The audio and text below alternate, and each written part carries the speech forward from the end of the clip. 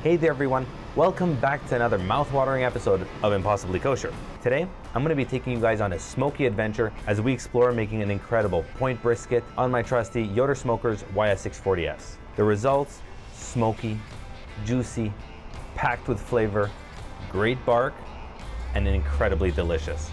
So, let's fire up the pellet grill and dive right in. So, first things first, what am I cooking today? So we're going to be cooking a point cut, which in the kosher world is also referred to as a second cut of brisket. The reason I don't really like to play too much with the first cut or the flat, it's the leaner part, so ends up getting a bit dried out much faster. I personally like juicy, I like a bit chewier, so I end up with a little bit of a different target than everyone else, at least when it comes to barbecue. But one of the most important parts of a barbecue and a good brisket is the flavor profile on the outside, and you have a couple options there. You can either do just salt, you can do a mix of salt and pepper like Texas style, or you can make up your own blend. I personally like to always start off with black pepper. That way I know exactly how much pepper stuck to the brisket itself. I don't use any binders. You'll see those in a lot of videos, whether it's mustard, olive oil, some people even use water. I don't like to use any of those. I just keep it simple.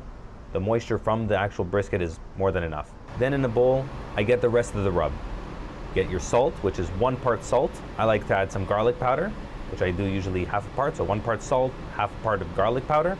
And then my secret little ingredient, beef bouillon. Guys, I know it sounds weird, but beef bouillon gives an incredible flavor. It does have a little MSG, so it boosts that flavor just a bit, and it's well worth it. And I usually use a 1/4 part of the beef bouillon. You mix them up really well in the bowl, and then from up above, you sprinkle it nicely. You dust it all over. And just like the pepper, you're going to want to make sure to do that pretty generously. On the top, flip it over, on the bottom, and on those sides. Make sure to get the sides. Otherwise, what you're going to end up with is a good piece of meat on the top and bottom, and then the sides are just going to be lacking. Whenever you're marinating or spicing, the longer you'll leave it, the better the profile, the flavor will actually become. So I actually like to leave my brisket in the fridge covered overnight. But the least I'll do is an hour. If you're really pressed for time, you can just spice it up and throw it on the grill, but personally I like to give it a bit more time. Now what happens as you leave it longer? The salt starts to penetrate deeper into the meat, giving it a uniform and incredible flavor. If you're liking this video so far, go ahead and give it a big thumbs up and leave me some feedback in the comments section, what you guys think, how can I improve these videos, what recipes you want to see. After it's been brining, it's time to finally start cooking. And the first thing I do, I uncover one of my favorite tools, the Yoder Smoker. Now if you haven't seen my video on the Yoder, take a look up here where I go into a full review. I talk about the Yoder, I show you how to set it up. I really do everything in that video, so go ahead and check it out. And I'll leave a link in the description section too. Now what's great about a pellet grill versus an offset or a charcoal or what have you, is that a pellet grill allows for precision cooking. So it's kind of that leave it and forget it. There are trade-offs, stick until the end and I'll talk a little bit about those trade-offs. And the Yoder's precision temperature control is actually quite unique. But anyways, I talked about it in that video I referenced. Let's continue. Now a huge part of any good barbecue or cook is the pellets that you're going to be using, the wood that you're going to be using. Today I'm going to be using Bear Mountain Oak Pellets on my Yoder, and we're going to see how well they fare compared to other oak pellets that I've used in the past. Again, stick around to the end, I'll talk a little bit about that too. Now one thing I really love about oak flavor is that it gives a nice, robust, and overall earthy flavor with a hint of sweetness. That's why oak, I would say, is one of the most popular that I've seen out there, whether it's with blends or what have you. It really goes with a bit of everything and gives the food a really nice, delicious, smoky flavor without overpowering anything. So we get the pellets into the hopper, we press start, we set our temp to 250 because we're going to be doing a nice and slow cook, and we let it come up. You'll start to see the auger feed those pellets into the firebox, and within a minute the ceramic igniter is going to light them up. You'll start to see that smoke, and that's when you know you can put the hood back on. It's safe. Now you let the smokiness work its way, and we get started. Now that the smoker has come up to temp, it's time to bring out the star of the show, the brisket. I make sure to keep it in the fridge before bringing it out, because one of the things about pellet grills is that you may hear that they don't give as much smoke as an offset cooker. Now, the way smoke works with the brisket is it's going to keep infusing until a certain temp. So if you keep it cooler or colder for much longer, the more smoke it's going to actually infuse into the meat. Now you go ahead and you get the probe in through the little door there, I absolutely love how the Yoder has that little metal bar to kind of limit the amount of air exposure that comes in from the probe port. It's really nice. Kudos to Yoder. Attention to detail is everything. So we get the probe into the meat, we plug it into the control panel, and in the Fireboard app, I set the internal temperature for the beginning to 145 degrees Fahrenheit. So I really love the Fireboard app. It's a bit like having a barbecue assistant and helper at the tip of your fingertips. So we close the hood and we let it do its thing. I'm doing a little check-in at the 1 hour mark. You can start to see it's starting to form and give it that nice color and nice shape. So we're on the right track. You may see little puddles of liquid or juices start to form.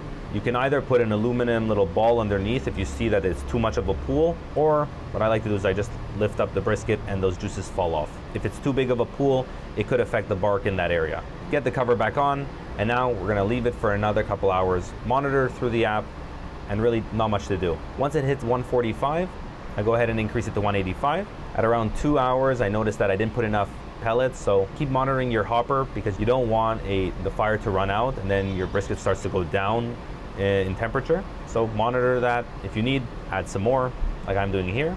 Now after about 4 hours, I'm doing another little check. I can see that the bark has formed quite nicely. I give it a little touch. It's nice and hard, which is exactly the way I like my briskets. The temperature is coming up quite fast, so I'm not so worried about it going through a thermal stall where it kind of fluctuates and doesn't break through 170 or something like that. So I'm not going to be wrapping my brisket, I'm not going to be doing a foil boat, I'm just going to be leaving it exactly as is. If I did have that first cut or the flat, I might do the foil boat, but in this case I don't really need it. I think that it's going to be another 30 to 40 minutes. I cranked the internal temperature to 300 so that it's going to speed it up just a bit because we're entering into that final stage. That little bit of extra heat will help render out any fat on the exterior and giving it a little bit more of a crispy bark on the outside. Now my personal preference is aiming for an internal temp of 197, 198. I know a lot of guys out there and barbecue experts and all that stuff will tell you 203 is the magic number because that's when the fat has converted to collagen and it's nice and juicy and tender and you lift it up and it falls apart and whatever. Personally, I don't like that texture as much as everyone else. I like when it has a little bit of a chewiness to it. So I take it off at 195, 197, just so I have a little bit of resistance. Another 45 minutes has passed. It's exactly where we need it to be. And let's take a look at the final result.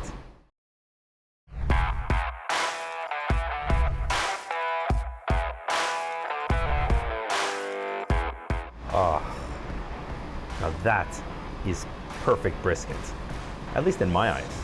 The smoky flavor that's just hitting you as you open up that hood, the crispy bark, and you know it's going to be juicy as heck because it is that point cut, that second cut. It's filled with intermuscular fat, so it's going to be quite delicious.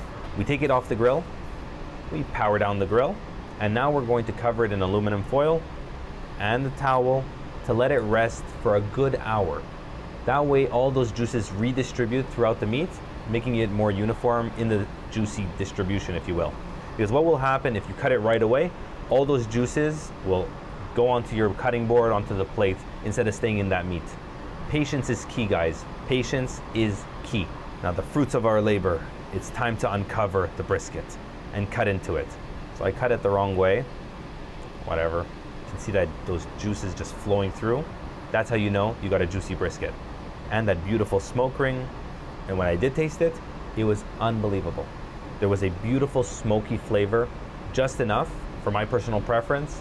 The bark was crispy, and I'm telling you, hard on the outside and incredibly juicy on the inside, which is personally the way I like it. It had that bit of heat from the pepper, quite incredible. Now that's it on the recipe. Hope you guys liked it, and quickly let's just jump into a few things that we said we'll talk about before. So, first things first is pellet grill, offset, charcoal. What's the difference between them? So a pellet grill will allow you to control your cooker using those wood pellets. Pellet grills are controlled by a control panel, and the Yoder does that quite incredibly well. It's one of their specialties, and as I continue to use the Yoder, the more I love it, the more I get the hang of how it works and how it functions and its pros and cons. You do have to treat it well. As you use it, make sure to clean the grates after, but you don't need to do regular cleanings like a lot of people are saying. Even Yoder will recommend all those drippings and everything, season the grill more, adds to that flavor. Once a year, I would say do a citrus-based cleaning, but that's beside the point. So that's a pellet grill. It does impart a little less smoke than an offset or big cooker with a nice box on the side where you'll have big logs of actual wood being fed in. You light the fire there and then you control with a damper how much airflow goes through. That will impart a much more smoky result compared to a pellet grill, but it's way more maintenance. If you're the type of person that likes a leave and forget it kind of thing, pellet grill is the way to go. And charcoal is its own beast. You know, the Weber kettle and all those charcoal grills. Charcoal is great for fast smokes, hot and fast. You can do low and slows by doing snake methods in let's say a Weber kettle. I have a whole series of Weber videos, you can find them here, and I'll leave it in the description too. And you can get an awesome result on a Weber or on a charcoal grill, but the pellet and the offset are really the way to go when you're talking about smoking. If you're on a budget, stick to the charcoal grills and modify accordingly. You can use normal wood pellets. I do it all the time. You put them in some aluminum, you fold it up, you poke a couple holes, put it upside down on the charcoal grill. What will happen is the heat will cause them to smoke up, and you'll be able to turn your charcoal kettle into a little smoker. On Bear Mountain's Pellets, go ahead and check out their website. Their link is in the description section. You use our code Impossibly Kosher20, you get 20% off. Now quickly, the difference between the point cut and the flat cut, or the second cut and the first cut. The flat, or the first cut, is the lean part of meat in the brisket. And when you buy a packer brisket, the full thing, you'll see them both connected together. In the kosher world, you'll usually be ordering either the first or the second cut. For everyone else, you could order, I guess, the point or the flat, but usually everyone gets them together. Like I mentioned, there is pros and cons to both. The flat is extremely lean, so it is easier to overcook. The second cut, or the point, is the fattier cut, which is, for me, the gold standard, and funny enough, the cheaper cut. It has much more fat, it's way more forgiving, and you'll end up, in my opinion, with a much better result. So personally, I like to cook those cuts instead of the full thing together or the flat first cut. And as a final little point to the Yoder, guys, your pellet grill is awesome. I absolutely love it. I keep on playing with it, learning how to use it better and better. And if you guys have a Yoder out there, whatever anyone tells you online, the different zones and everything, don't listen to them. You got to learn how to use your own pellet grill and how your cooker reacts differently than everyone else's. So different zones, different hot zones and everything like that will depend on your own grill. Are you liking this style of video? Let me know in the comment section. And guys, support the channel, subscribe, click that notification bell. I have plenty of awesome recipes coming up. You don't want to miss them. Thanks so much for watching, and I'll see you guys in the next one.